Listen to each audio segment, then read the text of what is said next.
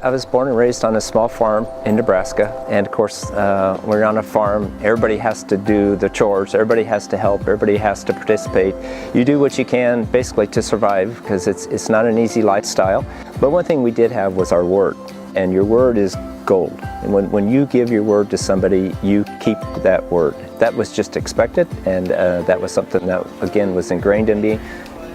So my older brothers had gone to college, and everybody said, you know, you really got to go to college, but I just didn't have the money for it. So I got a job in the city being Beatrice of 12,000, but that was a city for us when you're a farm boy from Nebraska.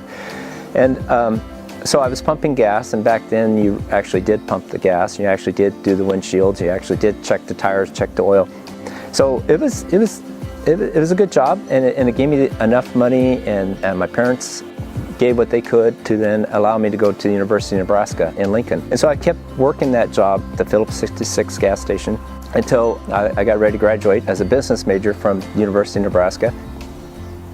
You know, I think I've always been interested and always wanted to give back to my community, my state that I lived in. I remember back in my high school days even, I would run for student government and Key Club president and those things, and it's important to give to whatever group, organization, state, community that you live and work in.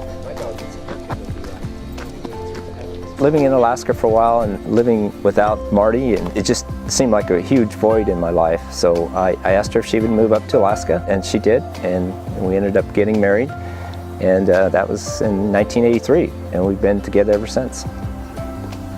Our oldest daughter, Carly, she's now 26. A year after she was born, I realized that, hey, I want Alaska to be the best place ever to raise a child. And so it was a year after that is when I actually ran for the assembly. Alaska's been good to us. It's been our home for almost 40 years.